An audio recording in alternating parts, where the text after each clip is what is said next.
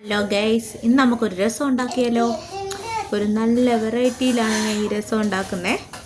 എണ്ണ തിളച്ചു, ഞാൻ കടുകിട്ടു. കടുകന്ന് നേരെ പൊട്ടട്ടല്ലേ. കടുമുട പൊട്ടിയതിന് ശേഷം ചെറിയ ഉള്ളി ചെറിയ കുഞ്ഞു പീസായിട്ട് അരിഞ്ഞതിടുക. അതൊന്ന് നന്നായിട്ട് മൂത്ത് വരട്ടെ. അതുവരെ നമുക്ക് ഇച്ചിരി നേരം ഒന്ന് വെയിറ്റ് ചെയ്യണേ, എന്താ അല്ലേ. ഞാൻ ഇതൊക്കെ അരിഞ്ഞു വെച്ചിട്ടുണ്ട്. പിന്നെ ഞാൻ മുളക് ഇട്ടോ, വറ്റൽമുളകാണ്. അത് നന്നായിട്ടൊന്ന് ആയോട്ടെ. പിന്നെ മല്ലിയിലയും കറിവേപ്പിലയും കൂടി അതിൻ്റെ കൂടെ തന്നെ ഇട്ടു. അതിന് ശേഷം ഞങ്ങൾ അരിഞ്ഞു വെച്ചേക്കണം ആ തക്കാളി സവാളയും എല്ലാം കൂടി ഇട്ടങ്ങ് വഴട്ടുക. നന്നായിട്ട് വഴട്ടെ.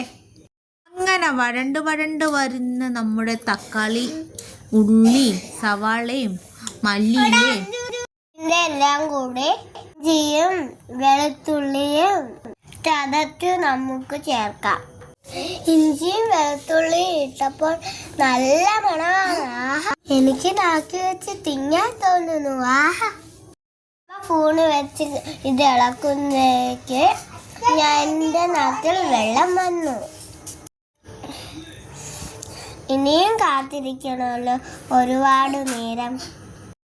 കേട്ടില്ലേ എൻ്റെ മോള് പറയുന്നേ? ഞാൻ ഇത് ഇളക്കുന്ന സമയത്ത് എൻ്റെ അടുത്തുണ്ടായിരുന്നു കേട്ടോ.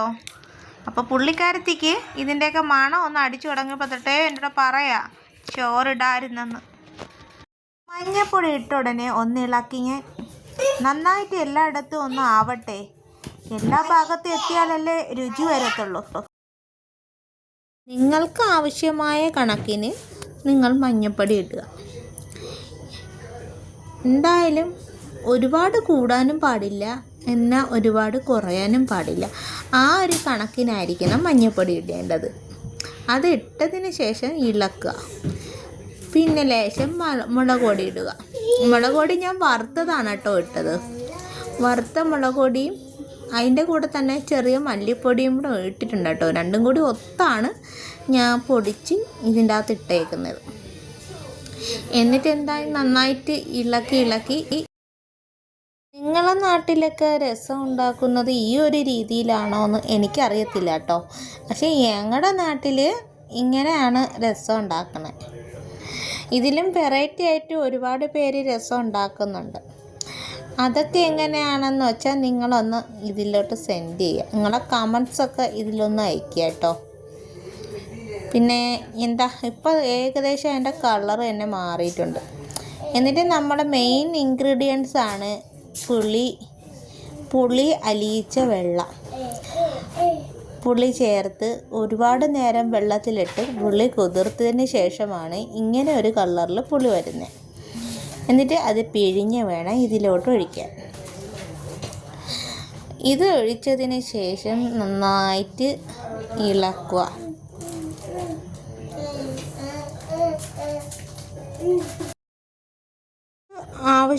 എത്രത്തോളം ആവശ്യമുണ്ടോ അത്രത്തോളം നിങ്ങൾക്ക് ആവശ്യമുള്ള രീതിയിൽ പുളി ഒഴിക്കുക കേട്ടോ.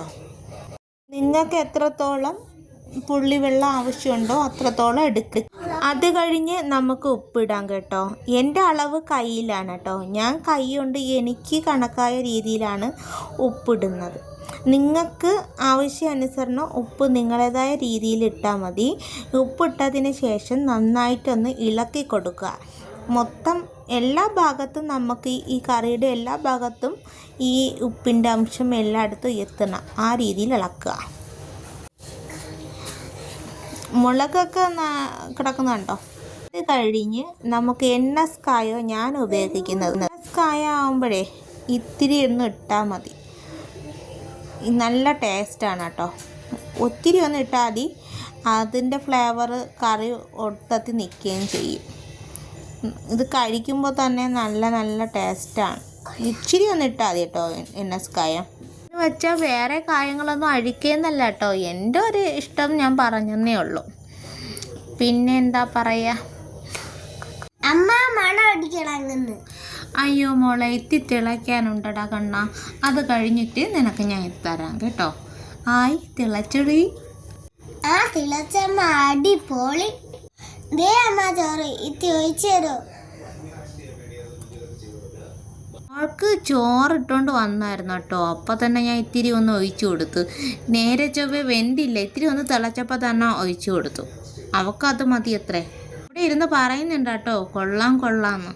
ഞാനും ഒന്ന് ടേസ്റ്റ് ചെയ്തു കേട്ടോ. സംഭവം പൊളി തന്നെ കേട്ടോ, കൊള്ളാം, അടിപൊളി സെറ്റ്. ഞാൻ കുറച്ച് നേരം കൂടെ ഒന്ന് അടുപ്പത്തിട്ട് തിളപ്പിച്ചിട്ട്, അപ്പോൾ അവൾ അവിടെ ഇരുന്ന് നല്ല വൃത്തിയായിട്ട് തിന്നുന്നുണ്ട്.